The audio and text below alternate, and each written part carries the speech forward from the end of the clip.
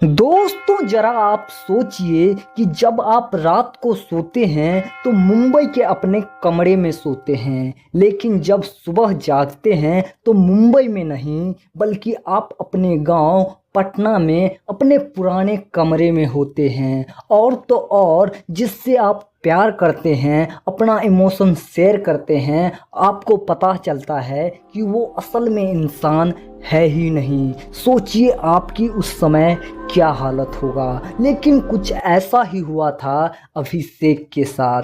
इस कहानी की शुरुआत होता है मुंबई से, जहां पे अभिषेक नाम का 24 साल का एक लड़का जो पढ़ने में बहुत होशियार था, इसीलिए मुंबई की एक नामी कंपनी की तरफ से 30 लाख के पैकेज के साथ उसे जॉब ऑफर किया जाता है। अभिषेक बिना सोचे हाँ भर देता है, लेकिन उसकी एक शर्त होता है कि जॉब ज्वाइन करने से पहले वो 10 दिन के लिए अपने गांव जाना चाहता है। कंपनी के तरफ से मंजूरी मिल गया और अभिषेक अगले ही दिन अपने गांव पटना के लिए निकल पड़ा। गांव पहुंच के माता पिता को ये सारी बातें बताया।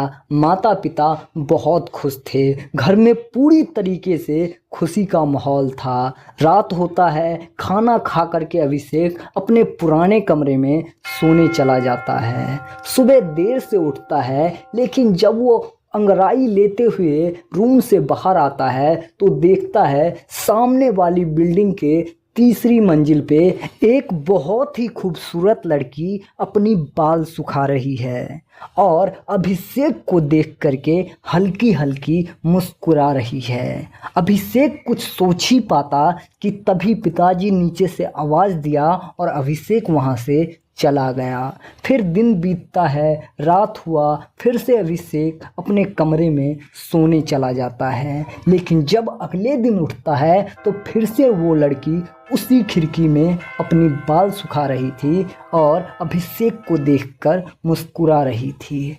आज अभिषेक ने हाथों से इशारा कर दिया और देखते ही देखते दोनों अच्छे दोस्त बन गए। लेकिन सेम समय पे वो लड़की रोज उस विंडो में आकर के अपनी बाल सुखाती थी। लेकिन आज तक ना तो अभिषेक उस लड़की से फेस टू फेस मिला था और ना ही वो लड़की कभी अभिषेक से मिली थी। अगर कभी अभिषेक ने मिलने के लिए कहा भी तो वो लड़की हमेशा कहती थी कि आप इस बिल्डिंग में तीसरी फ्लोर पे आ जाओ। सब कुछ सही चल रहा था कि इसी बीच कंपनी से कॉल आता है और अब अभिषेक को मुंबई निकलना था। फ्लाइट की टिकट बनता है, पिताजी अभिषेक को एयरपोर्ट छोड़ के आते हैं और अभिषेक मुंबई चले जाते हैं। मुंबई पहुंच करके अभिषेक ऑफिस के सभी एम्प्लॉय से मिलता है और कहता है कि कल से वो ऑफिस ज्वाइन कर लेगा। कंपनी के तरफ से एक क्वार्टर दिया जाता है। अभिषेक अपने क्वार्टर में चला जाता है। दिन का समय बीत चुका था और रात को अभिषेक अपने कमरे में सो जाता है। सोता तो अभिषेक मुंबई के अपने कमरे में है, लेकिन जब वो सुबह जगता है तो मानो उसके पैरों तले जमीन खिसक गया। वो देखता है कि वो गांव के अपने पुराने कमरे में आ चुका है। क्या ये कोई सपना था? उसे समझ नहीं आ रहा था कि ये कोई सपना कैसे हो सकता है। जैसे ही अभिषेक अपने कमरे से बाहर निकलता है, देखता है वो लड़की आज भी उसी समय अपनी बाल सुखा रही है और अभिषेक से पूछती है कि कल आप कहाँ चले गए थे,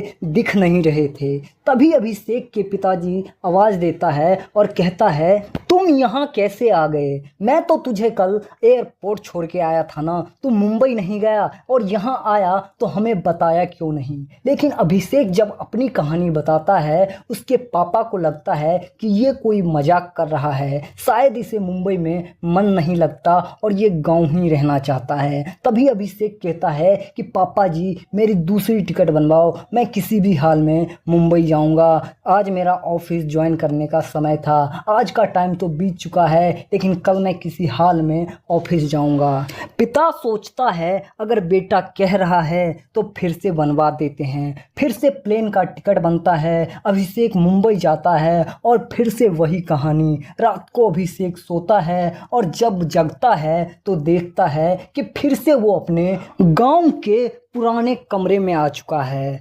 अभिषेक जैसे ही बाहर निकलता है फिर देखता है वो लड़की वहीं खड़ी है और अपनी बाल सुखा रही है, अभिषेक को देख के मुस्कुरा रही है और पूछ रही है आप मुझे छोड़ के कहाँ चले जाते हो रोज रोज। अभिषेक के घर वालों को पता चलता है कि अभिषेक फिर से गांव आ चुका है। पिताजी गुस्से में कहता है अगर तुझे नौकरी नहीं करनी तो मत कर, अगर गांव में ही रहना तो गांव में ही रह, लेकिन रोज रोज प्लेन की टिकट तो मत बनवा। अभिषेक सारी कहानी अपने माता पिता को बताता है, लेकिन सबको लगता है कि अभिषेक बुद्धू बना रहा है। तब अभिषेक कहता है कि पिताजी आखिरी बार मेरा टिकट करवा दो, क्योंकि अगर कल मैं ऑफिस नहीं जाऊंगा तो मेरी नौकरी चली जाएगी। फिर से प्लेन की टिकट बनता है। अभिषेक मुंबई पहुंचता है और अपने क्वार्टर में जाता है। अभिषेक सोचता है मेरे सोने के बाद ये सब होता है तो आज रात मैं सोऊंगा ही नहीं, और अभिषेक पूरी रात जगा रहा। लगभग सुबह के 5 बज गया था। हल्की हल्की नींद अभिषेक को अब आने लगा था। थोड़ी सी आंख क्या लगा, अभिषेक जैसे ही आंख खोलता है वो देखता है कि फिर से वो गांव के अपने पुराने कमरे में पहुंच चुका है, और जैसे ही बाहर आता है वो फिर देखता है कि वो लड़की बाल सुखा रही थी। अभिषेक को समझ नहीं आ रहा था कि उसके साथ ये क्या हो रहा है। अब पिताजी को भी अनहोनी का शक होने लगा था, इसलिए अभिषेक से सारी बातें डिटेल में पूछता है और अभिषेक उस लड़की के बारे में बताता है कि सामने जो बिल्डिंग है उसके तीसरे फ्लोर से एक लड़की रोज बाल सुखाती है जब मैं उठता हूँ। ये सुनते ही अभिषेक के पिताजी हक्का बक्का रह गया, क्योंकि जिसे अभिषेक एक बिल्डिंग बता रहा था वो तो एक पुराना शमशान था। ये जानने के बाद अभिषेक के पिताजी शहर के सबसे बड़े तांत्रिक को बुलाते हैं। पूजा पाठ होता है और पता चलता है अभिषेक को जो लड़की दिखती है वो कोई लड़की नहीं बल्कि एक पिशाचनी है।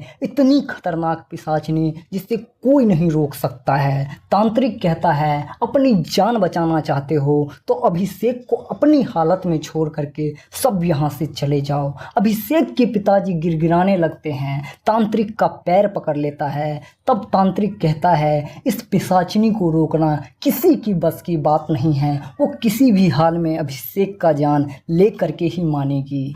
मेरे जैसे 100 तांत्रिक मिलके भी इस पिशाचनी का बाल बांका नहीं कर सकता, लेकिन तुम इतना कह रहे हो तो एक ताबीज बना करके मैं दे रहा हूँ। जब तक अभिषेक के शरीर में ये ताबीज बंधा होगा वो पिशाचनी इसे नहीं देख पाएगा, लेकिन जिस दिन ये ताबीज खुला उस दिन ये पिशाचनी पाताल से भी अभिषेक को खोज लाएगी। ये ताबीज लो और इस शहर से अभिषेक को इतनी दूर ले जाओ जहाँ से हवा भी अभिषेक को छू करके यहाँ ना पहुँच पाए। उसके बाद अभिषेक कहाँ गया ना तो घर वाले को पता है और ना रिश्तेदार को। ये सिर्फ एक कहानी बन के रह गया। इसी के साथ मैं विदा लेता हूँ और मिलते हैं अगले वीडियो में।